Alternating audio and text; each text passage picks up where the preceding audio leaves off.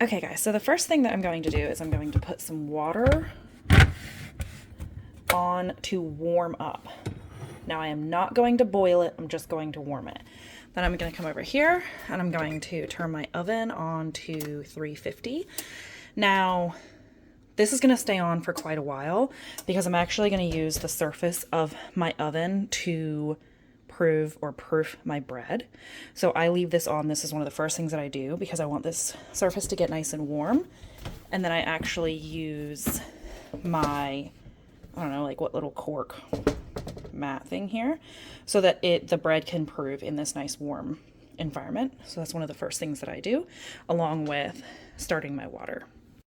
Now this is the recipe that I use. Now my mom did put Rodger's basic white bread, so I'm wondering if you do Google that, if it will come up with the entire recipe. But as I said, my mom did this recipe, wrote it out for me, and then I laminated it. So this is what we're going to be following today. Now, as you can see, this temperature right here, this is where yeast does the best to activate and grow and thrive. So the water that I'm heating up in the kettle right now, I'm going to aim for it to be probably about 135, 140. And then before I add my yeast, I want to make sure that it is within this range. So I'm adding, or I'm making it warmer so that when I add the honey and when I add it to the bowl of my mixer, it's going to cool it down. So I want to make sure that after all of that is done and right before the yeast is added, it is between this 120 and 125 degrees Fahrenheit. So that is what this is here. This video is a first for me. I've never really done anything in my kitchen before.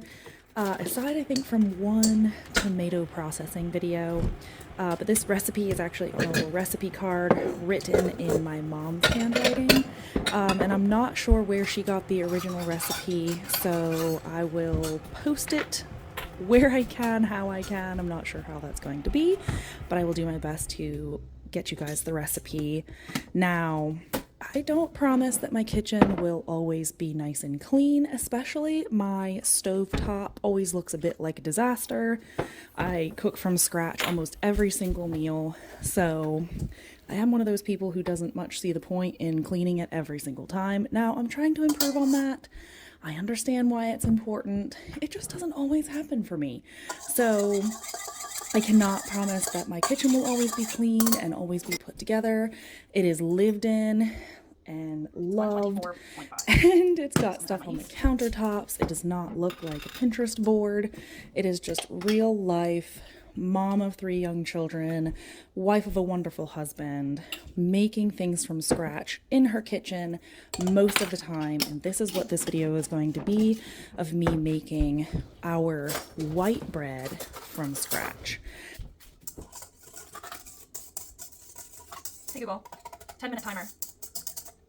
What I can promise you is that I will do my absolute best to always be authentic with you. So I will not make it look perfect and do it perfectly. I'm gonna just do what is happening in that moment, and I will be as authentic as I can, just like I do in the garden. If something is working or it isn't, I'm gonna let you know.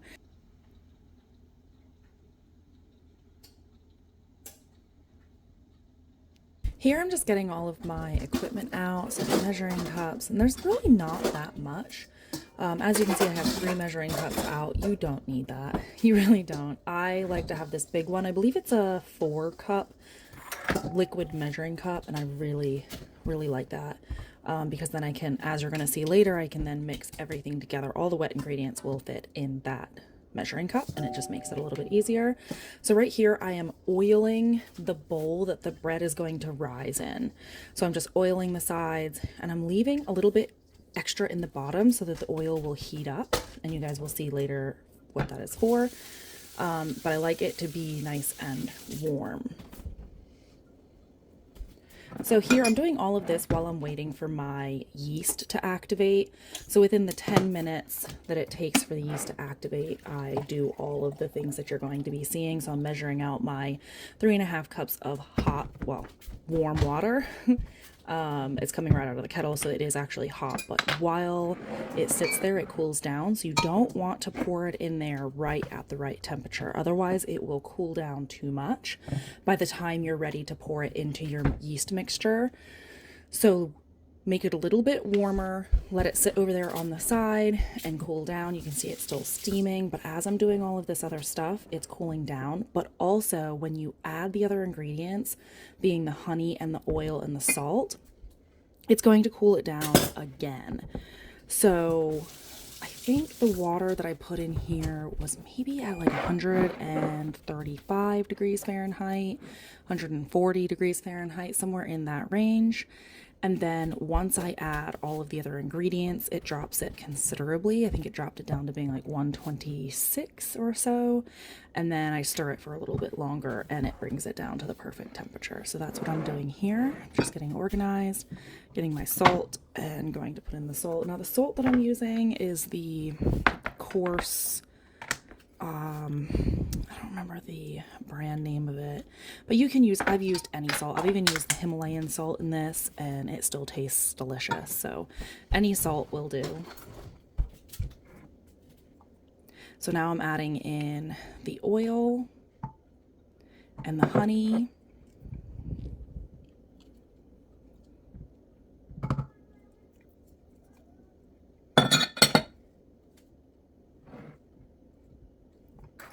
And I'm going to whisk it all together. And I'm not going to be concerned about how hard I'm whisking it. I mean, obviously you don't want to fling it all over your kitchen, which I have done. Ask me how I know. But you want to give it a good whisk. As you can see, I just measured the temperature and it's 125.8. So I'm going to whisk it a little bit more to release more of that heat energy from the water before I pour it into my yeast mixture. And that brought it down to the right temperature. So I want it to be between 120 and 125 degrees Fahrenheit. I have 38 seconds left on my 10-minute timer for my yeast. So that should mean that this will cool down just a little bit more, which will be really good. And then the next thing I'm going to do is get my flour and we'll start mixing it up.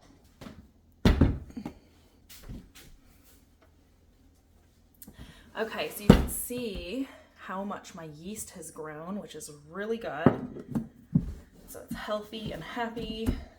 Now, this isn't a requirement, but my mom always recommends that I do this to create a little bit of a barrier between the yeast and the warm water that we're putting in. So I always do it because, you know, moms know lots. So I'm gonna put a little layer of flour in here first. Now, much to my mom's dismay, I don't measure the flour. I go based on the texture of my dough, and when we get there, I'll show you what I mean in more detail. And then I'm going to add my water oil mixture. And I always make sure that I get every little bit out that I can. Put my dough hook on. And start mixing. So as I had just mentioned, I don't measure the flour. Now the measurements are on the recipe, so you will have them, but for me, I've just made this recipe enough times and I've kind of experimented with it here and there just enough to know kind of how much my mixer will handle and all of that. So I'm just dumping in, I don't know, probably about 3 cups to begin with, just to get the dough to start to come together. And then we move on to the next step where I'm actually going to be talking you through it as well.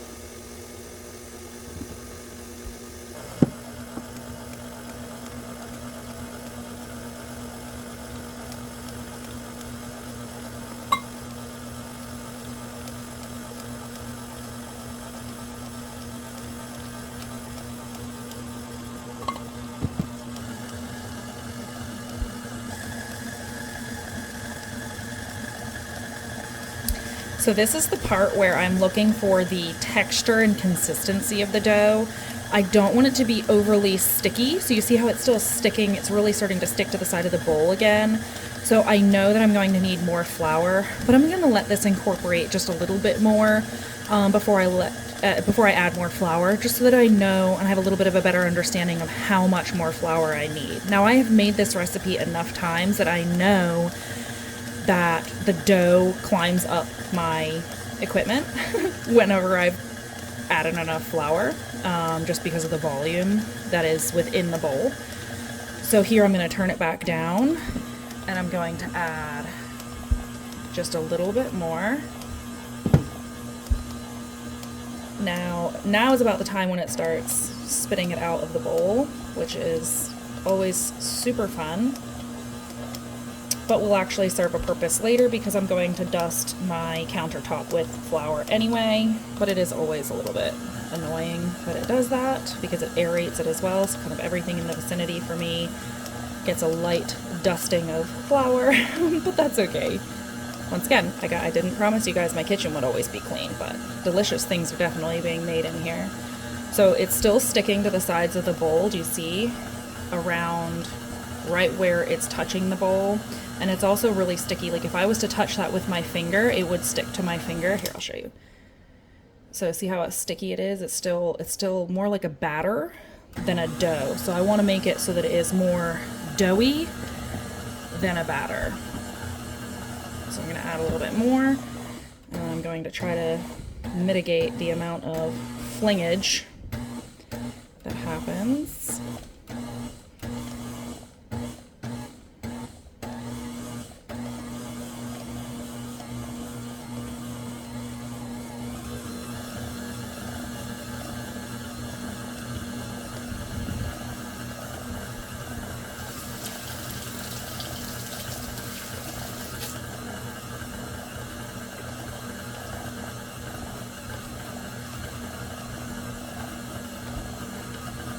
So I'm going to slow it back down, and I'm going to add some more because it's still sticking too much. And I'm going to add quite a bit. Well, I say quite a bit, maybe 3/4 of a cup. Once again, I don't really measure a whole lot, much to my mom's dismay, I think. She's very much follow the recipe exactly. She was in town not long ago, and she asked me, how many cups is supposed to be added to this flour, to this bread recipe? Do you remember? And I was just like, I know this is gonna make you twitch a little bit, but I don't measure it. I just add until the texture is correct. Okay, so do you see how it's starting to climb up my, what's it called? Attachment? That is when I know, one of the indications of how I know that I'm getting close to having enough flour in there, just because of the sheer volume that I have. But I never count on that 100%. I always check the texture, and I'm about to show you, when it gets there, I'll show you what I mean. But it's getting there. Do you see how it's kind of starting to hold together more? It's not as much of a battery consistency. It's starting to hold together. It's starting to form a little bit more of a ball. It's starting to do this arm thing. So I'm going to add just a little bit more. I'm going to slow it down again. Otherwise, you and I will be wearing lots and lots of flour.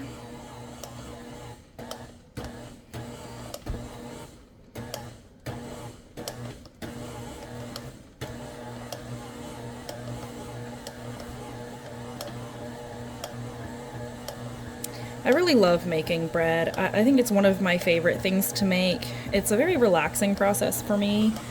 It's also very nostalgic.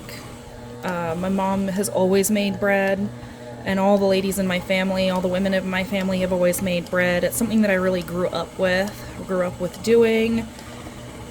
And so it's something that I really enjoy doing. And then it's just such a delicious way to show your love.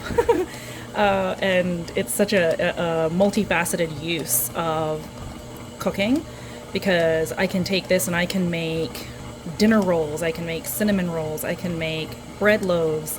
I really could, there's so many different things that I could make with this dough. So I'm going to add a little bit more. It's still a little bit too sticky, so I'm going to add a little bit more. And as it gets closer and closer to the consistency and the texture that I want, you'll see me adding less and less flour. Now that might have been the perfect amount.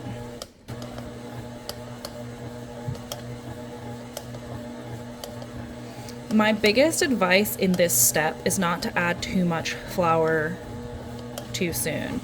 If you're making this for the first time, add it really slowly. It's okay if it takes a little while, but you can't take back flour, but you can always add more. So it won't ruin your recipe if you add too much. It will just make the bread more dense, like the end loaf or the end roll more dense. And we like a nice fluffy, moist roll, a little bit more, I guess, of an open roll, or an open loaf. So I add it just as I need. Now I don't know if I'm going to need any more. Now I'm going to show you the trick that I do with my finger. And I learned this from a different recipe for the yeast rolls that I found on Pinterest, which I will take you along when I make yeast rolls as well. And the recipe is absolutely delicious. So here's the trick. It's to stick your finger up here, and you want a little bit to stick to your finger, but you don't want it to be like it was before, the first time I did it. So this is just about where I want it to be. Actually, it is where I want it to be. So you see if I move around to different spots, it's not sticking to my finger completely, but it's not like touching Play-Doh. So I want it to stick to my finger just a little bit, but not like a batter. So this is going to be perfect. So this is actually the second time that I did this step because my camera decided that it was going to just shut off and stop recording. So I'm just going to lightly flour the surface. Now don't add too much flour because any flour that you add to this step is going to incorporate within your dough. And we don't want to add too much flour because then we're going to make our dough more dense. So do just enough to make it so that your dough does not stick to the counter. And then we're going to use oil and oil the top so that it doesn't get all crusty when we are rising it. So we're going to put it in the bowl.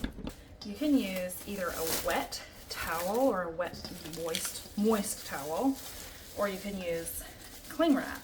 But what I find, I'm going to use cling wrap this time. I've used both many times, but the cling wrap seems to hold in the heat a little bit better, and that way we can also see it as it rises. Okay, so here we go. We're gonna leave this, we're gonna set a 50 minute timer, and when we come back, this is going to be exploding over the bowl, which is perfect. I use this opportunity to clean this up because in 50 minutes, quite a bit can happen in my kitchen. And to have this all still on the counter is a little bit inconvenient, so I go ahead and I clean it up. And then we will be sprinkling it out again.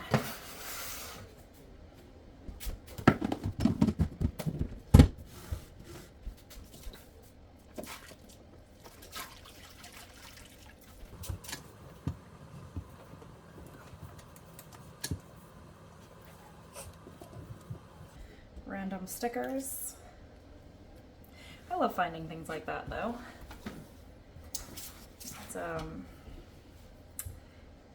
reminder of what I'm doing and why I'm doing it. Don't ask me how that got there, I have no idea. Who else believes there should be a Lego ER? And the Lego ER is designated for only parents or people, whether you be a grandparent or a caretaker or whatever, of people who step on Legos. Is it just me, or is there anybody else out there that believes that Legos are designed to actually move themselves into the path of your foot? Yes, I strongly think that Legos may actually be able to move themselves to inflict the most amount of pain. Don't normally do that, that's a first.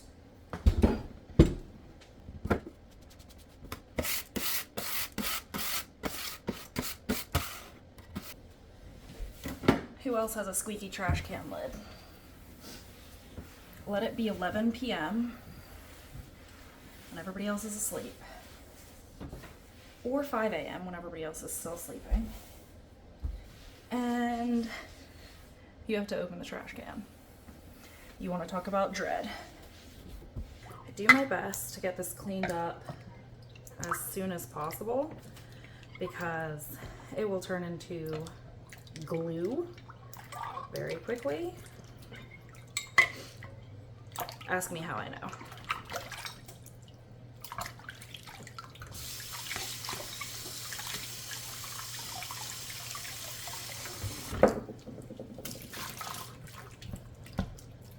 I try to get it all off the side of the bowl too before I use my sponge. Otherwise, the dough will just completely marry my sponge and they will be together forever, as you know, marriage goes. Try to get as much of this out as I can.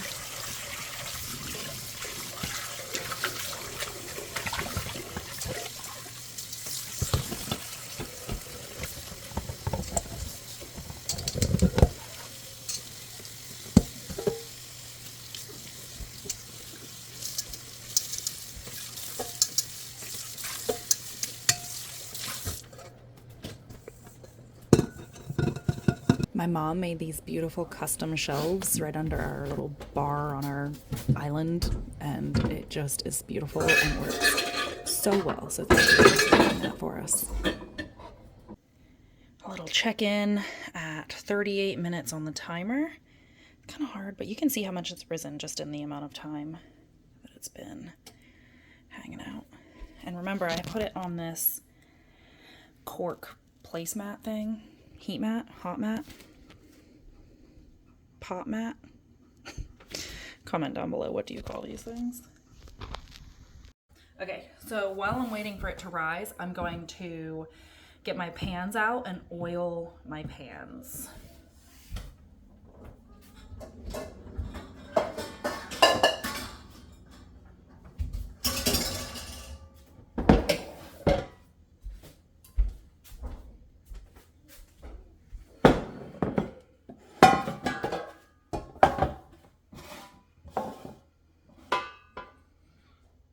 All your pans don't have to be the same. I mean, maybe some people think they do, but in my world, they don't. I use what I have, and I'm grateful for what I have. So I just, obviously these are bigger pans than this one. So what I do is as I'm cutting it, and I'll show you, I'll talk to you a little bit more about it when I'm doing it as well. But as I'm cutting the loaf, I am going to do less dough for this one than I am for this one. Might make some people twitch, but that's how I roll. I should say that's how I use what is available to me the best that I can. So I'm just gonna put a little bit of oil in the bottom.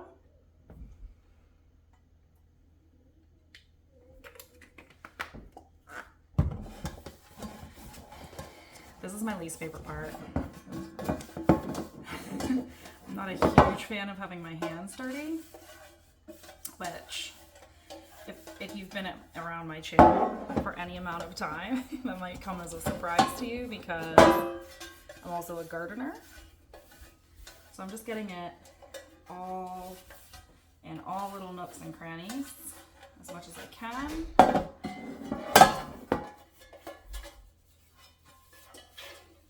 So yeah, the hands being dirty thing. In the garden, I wear gloves as much as I can unless I'm planting seeds. But I mean, I could have disposable gloves for this, but it's not that serious. I try to reduce the amount of waste that I produce as much as I can. Granted, there are some areas, especially since being a mom, where the planet needs me to use more easy things just for my sanity. So that is going to stay just like that until we get to the next step. Okay, so from here out, you're going to be hearing me talk in the background as in voiceover because my house is no longer somewhat quiet. So here I'm taking the bread out of the bowl that it rose in for its first rise. I'm knocking all of the air out of it, and then I'm going to flour my counter surface. And once again, be careful how much flour you use. Just use just enough to make it so that your dough will not stick to the counter, because you want a nice smooth top on your rolls or your loaves, whatever you're making, because that'll just make it look more pretty and help it rise a little bit better too, I'm noticing. So here I'm just cutting it into sections. These are going to be my loaves. And this is the step where I talked about before, measuring it for the size, or cutting it to the size of your pan. So this time actually they ended up being pretty even, and I'm just gonna roll with it. But this is the step where if you have a really small pan, you would just do enough for that small pan, and then measure it for the bigger pans as well. So now I'm just gonna knead it again. So this is going to be my second time kneading the dough in this whole process. And I'm just knocking all the air out of it. Now, some people get really intense with this process, and you know what, to each his own or her own. But with this dough specifically, it's pretty delicate in my experience. And so I don't use all of my strength to push down on it, because I notice that what that does is it actually splits it, and it makes it so that it never really forms that nice smooth top that I want. So I am going to not be, he-womaning it. I really want to be doing it to how the dough needs me to do it, and not be really beating it up. Now this process, I'm beating it on the sides to help it get into that roll, or that loaf shape that I'm looking for. And so the first thing I do is I just flatten it all out. And if you could hear it, you would hear bubbles popping. And that's just getting all of the air out of the dough.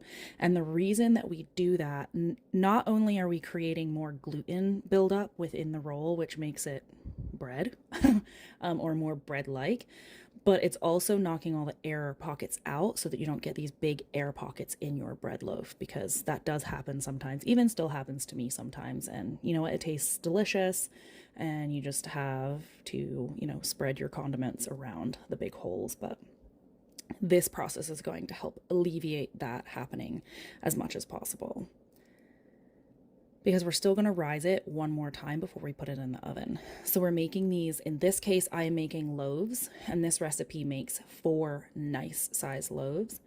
And so I'm just putting it in the loaf pan, and then we're going to go ahead and clean the countertop up again. Now, the last step, well, second to last step before we let it rise again, is to oil the tops again.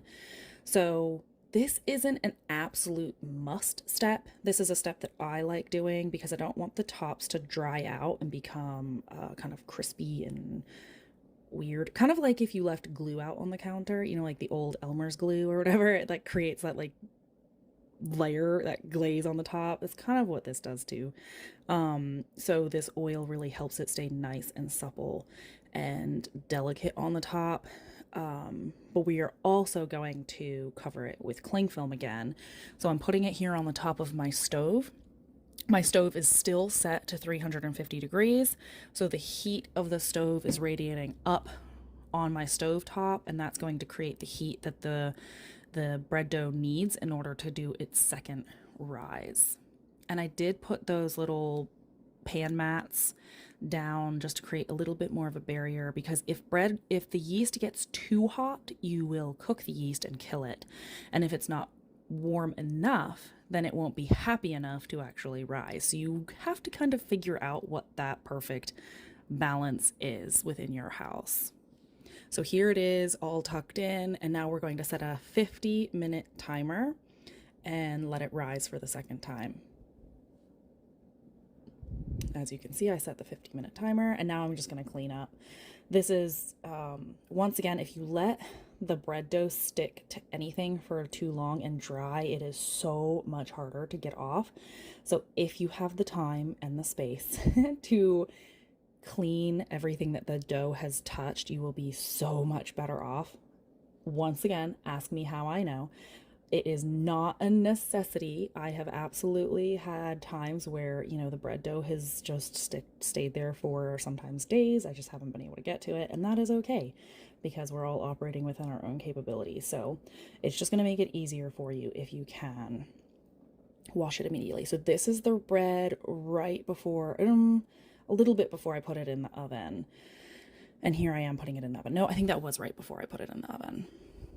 So I'm just very gently taking the cling film off, or the cling wrap off, because at this point it's got lots of air in it and it's got that nice rise. And if you knock the air out of it again, your loaf is going to go flat. So you want to be really gentle in this process. I dropped one once and I had to take it out and knead it again. So with my oven, 25 minutes, 25 to 27 minutes is almost the perfect amount of cooking time. So I'm just coming in and I'm checking it. Now, bread is cooked at 190 degrees Fahrenheit. So I'm using my temperature, my thermometer, sorry, and I'm probing it to see what the internal temperature of the bread loaf is. And this is such a good trick. So 2 on the outside were done, and these 2 still had a couple degrees to go. So I just pop them back in there.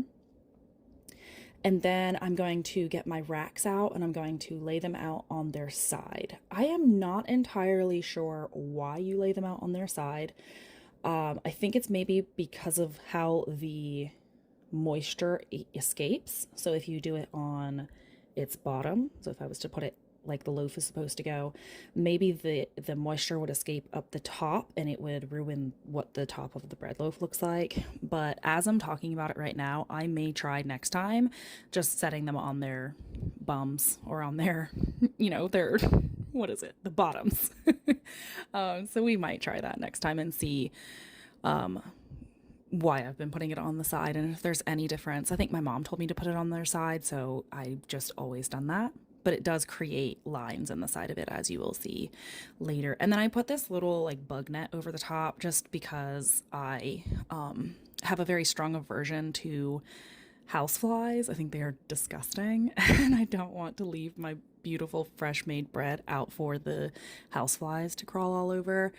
Even though I don't believe there are any houseflies in my house at the moment, it just gives me the peace of mind that if they do come in, they won't be able to walk all over with their little yucky feet all over my nice, beautiful, fresh made bread. So here is the end product. These just came out of the oven. You can see how beautiful they are, and they're not perfect. They're not perfect, and that is okay. They are homemade and beautiful and delicious. If there could be smell-o-vision, you guys would fully agree. It just makes the whole house smell so amazing. As they cool, this is a couple hours later, and as they cool, they get kind of crinkly on the top, or wrinkled, and that's totally fine. It's just because the loaf is so delicate that it's just kind of collapsing on itself just a little bit. But it doesn't affect the texture of the loaf on the inside. You guys are about to see. I get these big bags from Amazon. I will see if I can find a link and link them down below so that you guys can find them. For the first couple months of me making this bread, I could not find anything for them to fit in, and that was really frustrating because this bread does not last a super long time on the counter. So you're going to either want to put it in the freezer or put it in bags like this. So as you can see, it's so nice and beautiful. It was so delicious. There you go. And so I'm actually cutting this up for dinner. So I am cutting nice big thick slices. It was still just a little bit warm, and obviously the warmer it is, the harder it is to cut through without, squishing it. It's still gonna taste delicious. It's just the slices aren't gonna look super pretty. So tonight I put butter and honey on per the request of the people that were gonna be eating it, and it was thoroughly enjoyed. So I will see if I can find the link to the bags. They have been a lifesaver. And what I do is I reuse them. So I'll just, as soon as I am done with the loaves that are in that bag, I will take the bag and put it in the freezer just to make it so that I don't have to wash them every single time. And that's worked pretty well for me.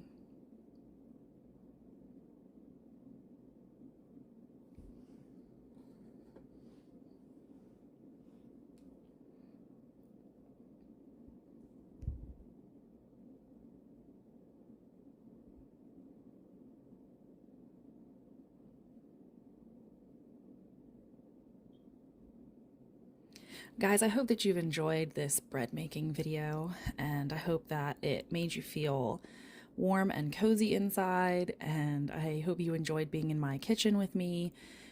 Well, I did something that I do quite frequently, and took you along on the journey. I'm so glad that you are here, and thank you so much for watching.